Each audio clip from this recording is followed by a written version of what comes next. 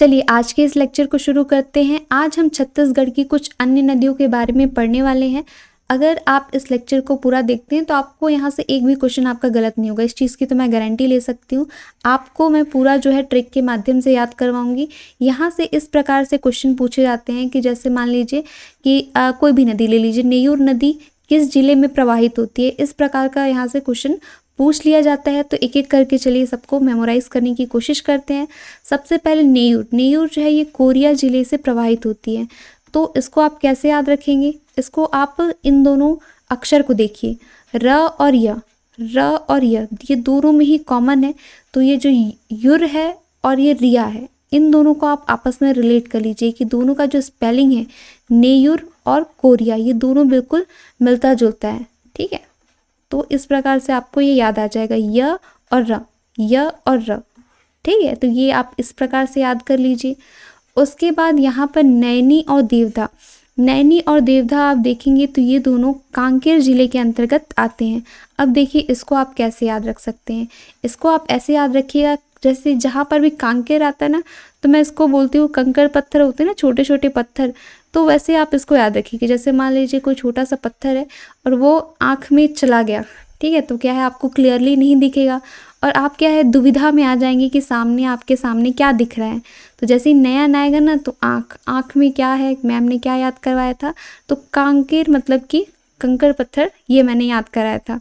और जैसे ही सामने कुछ आ जाएगा तो आपको दिखेगा नहीं क्लियर, आप दुविधा में रहेंगे, कौन है कौन इंसान है पहचान नहीं पाएंगे, आपको क्लियरली नहीं दिखेगा। तो इस प्रकार से आप इस कांकेर को याद रख सकते हैं। मैं लास्ट में लेक्चर के पूछूंगी तो इससे मुझे ये चीज़ कंफर्म हो जाएगी किसको किसको अच्छे से याद हो रहा है।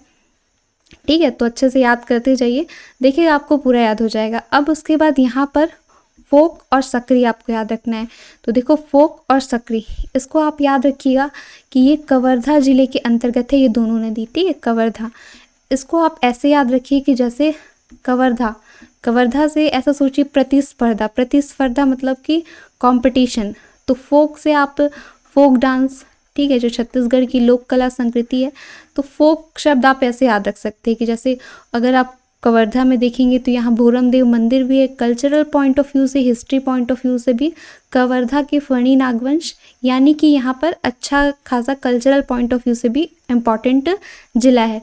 तो आप वैसे ही सोचिए कि हाँ, अब जब यहाँ पे भोरम देव है, ठीक है, भोरम देव इतना फेमस मंदिर है, लोग हज़ारों की तादाद में यहाँ घूमने आते हैं।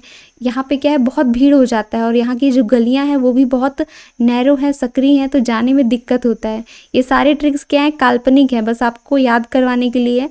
तो आप ऐसे याद रखिएगा, फोक यानी कि कल्चरल दृष्टि से भी कवर्धा अच्छा है। यहाँ पे फोक कॉम्पिटिशन भी होता है, ठीक है, नहीं होता है लेकिन आप ऐसे जस्ट याद रखने के लिए कर लीजिए, फोक और सकरी। ठीक है, भोरम देव मंदिर आप ऐसे याद रख लीजिएगा। अब उसके बाद यहाँ पे मारिन, कुकुर एवं जाटलूर, तो ये तीनों क्या है, ये नारायणपुर जिले के अंतर्गत आते हैं। अब इसको देखिए आप कैसे याद रखेंगे। नारायणपुर में अगर आप देखेंगे फॉरेस्ट रिपोर्ट, तो यहाँ परसेंटेज वाइज सबसे ज़्यादा यहाँ पर जंगल है। ठीक है, जंगल के मामले में जो है नारायणपुर आगे है। और आप जानते हैं कि माड़िया जो है वो छत्तीसगढ़ की फेमस जनजाति है। तो जनजातियाँ अधिकतर आप देखेंगे नारायणपुर, बीजापुर, कोंडागांव, पूरे बस्तर में ही निवास करती हैं। तो वैसे ही माड़ियन से आप सोचिएगा जहाँ सबसे ज़्यादा जंगल होगा वहाँ पे माड़िया। ठीक है, तो माड़ियन वैसे करके याद रख सकते हैं। फिर कुकुर मतलब समझ लीजिए जो डॉग्स हैं वो भी क्या जंगल में ही ज़्यादा रहेंगे। और जाटलूर में आप जानते हैं यहाँ पर मगरमच्छ, ठीक है, मगरमच्छ संरक्षण, तो वैसे करके भी आपको याद आ जाएगा कि हाँ मगरमच्छ कहाँ ज़्यादा पाएंगे, जहाँ जंगल रहेगा। तो कुल मिलाकर के आप ऐसे नारायणपुर को याद रख लीजिए। नारायणपुर यानी अबूजमाड़ से भी आप याद रख सकते हैं। जंगली इलाका, जंगल के मामले में सीधा सीधा आपको नारायणपुर ही याद आएगा। तो इस प्रकार से आप ये तीनों को भी सही कर लेंगे। अब इसके बाद नेक्स्ट देखिए, तो यहाँ पर शंख नदी, ठीक है, शंख को आप कैसे याद रख सकते हैं, तो ये है आपका जशपुर। ठीक है, जशपुर, तो सोच लीजिए कि जब शंख बजाना होता है तो आपके बहुत जोश होना चाहिए, क्योंकि इसके लिए क्या है बहुत पावर लगती है। ठीक है, अगर आपके अंदर कैपेसिटी है तभी आप जो शंख है वो बजा पाएंगे। तो इस तरीके से आप इसको भी याद रख सकते हैं। उसके अलावा जो तेल नदी है, तेल नदी को आप कैसे याद रखेंगे, ये गरियाबंद के देवभोग तहसील से बहता है। तो इसको आप ऐसा सोचिएगा कि जैसे तेल जो होता है ठीक है। तेल ये ऑयली, देवभोग भी आप जानते हैं, ठीक है, डेयरी प्रोडक्ट से रिलेटेड ये एक कंपनी है।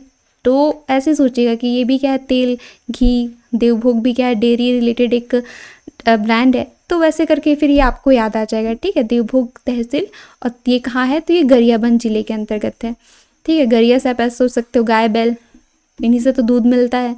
फिर उसके अलावा ये तमूरा लसूरा को आप देखेंगे तो ये कोंडा गांव के अंतर्गत बहते हैं, ठीक है। कोंडा गांव को आप कैसे रिलेट करेंगे, तो इसको आप ऐसा सोच सकते हैं, मुरा और सुरा, ठीक है। तो मुरा से जैसे कि कोई भी मर सकता है, तो जब भी कोंडा गांव आता है तो मैं इसको एनाकोंडा से रिलेट करती हूँ, ठीक है। कि जैसे मान लीजिए कोई गांव है, वहाँ कोंडा गांव आ गया, तो तमुरा और लसूरा ऐसा सोच लीजिए कि दोनों ये भाई भाई हैं, ठीक है। नाम में मुरा से आप ऐसा सोच सकते हैं, मरना, अगर कहीं पे कोई एनाकोंडा आ गया तो मरना तो फिक्स ही है, ठीक है। तो कोंडा, तो ये तमुरा और लसूरा, इन दोनों को एक साथ ऐसे करके आप रिलेट कर लीजिए, तमुरा लसूरा, ये कहाँ है, कोंडा गाँव। उसके अलावा यहाँ पे या फिर ऐसे भी आप याद रख सकते हैं, मुरा से वो मुरमुरा होता है ना, छत्तीसगढ़ी में बोला जाता है, जैसे कुछ मिक्सचर टाइप के प्रोडक्ट होते हैं, उनको मुरमुरा कहते हैं। तो अधिकतर ये सब गांव वगैरह में चलता है, सिटीज़ में तो किसी को आप ऐसे बोलते नहीं सुनेंगे, क्योंकि इससे मुझे याद है एक गांव था, वहाँ पे था कुछ पायल मुरमुरा शॉप ऐसे करके कुछ उसका नाम था, तो ये मुरमुरा बोला जाता है। तो ऐसे गांव को आप जब भी देखेंगे तो आपको ये याद आ जाएगा, मुरा लसूरा, या फिर कुछ आप और भी ट्रिक बना सकते हैं। अब उसके बाद इन सब में क्या है, बहुत कन्फ्यूजन होता है, तो मेरा जो लेक्चर का मेन पॉइंट है इन तीनों को क्लियर करवाना, ठीक है। तो इसको आप देखिए, ये कहाँ से है, ये राजनांदगांव से है, ठीक है, राजनांदगांव। उसके बाद ये जो सुरंगी है, ये रायगढ़ में बहती है। उसके अलावा आप ये सारंगी देखेंगे तो ये कहाँ से बहती है, ये महासमुंद से बहती है। अब आप देखो इसको आप कैसे, अगर आपको वहाँ एग्ज़ाम में कन्फ्यूजन हो गया तो कैसे आप इसको क्लियर करेंगे। जैसे ही आप सुरही देखेंगे तो आपके दिमाग में आना चाहिए सुराही, ठीक है। सुराही जो होती है वो सिर्फ नहीं, मतलब वो शहरों में भी बनती है, लेकिन आपको तो यहाँ ट्रिक में याद करना है। तो सोच लेना कि जैसे सुरही जो है वो सुराही है, जो कि सिर्फ गांव में बनेगी, और कौन से गांव में, तो राजनांदगांव में। उसके बाद सुरंगी, सुरंगी को आप ऐसे याद रखिए कि जैसे रंगमंच, आप जानते हैं ना रायगढ़ में चक्रधर समारोह होता है, तो उससे आप रंगमंच याद रख सकते हैं कि हाँ, चक्रधर समारोह, तो ये रंगमंच, ठीक है, परफॉर्मेंस।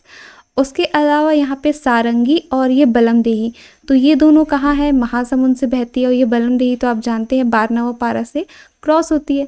तो इसको आप ऐसे सोचिएगा, सारंगी से संगी, ठीक है, संगवारी बोलते हैं छत्तीसगढ़ी में, तो संगी, ठीक है। और ये बलम से आप सोच सकते हैं कुछ भी, बलमा, बालम, ऐसे करके, वो भी क्या है, एक तरह से कंपेनियन को ही बोला जाता है, तो कंपेनियन, साथी। तो इन दोनों का भी आप ऐसे पेयरिंग बना लीजिए कि हाँ, संगी और यहाँ पे बलम, तो ऐसे करके आपको याद आ जाएगा कि महासमुंद, ठीक है। तो आई होप सो जितने भी ये इस टाइप के रिवर्स हैं जो कि किसी स्पेसिफिक ज़िले में प्रवाहित होते हैं, तो आप एक भी गलत नहीं करेंगे, ठीक है। तो आई होप सो आपको सब याद हो गया होगा, नहीं याद हुआ है तो भी आप इसको एक बार और देख करके कोशिश करिएगा याद करने की।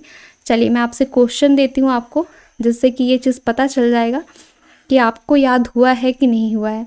सबसे पहले आप बताएंगे कि सकरी नदी जो है वो कौन से ज़िले में प्रवाहित होती है।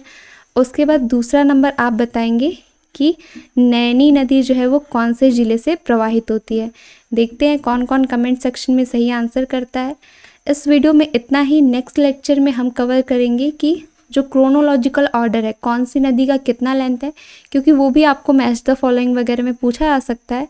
तो नेक्स्ट वीडियो में मैं आपको वो मेमोराइज़ कराऊंगी। ठीक है, आज के वीडियो में इतना ही। धन्यवाद आप सभी को।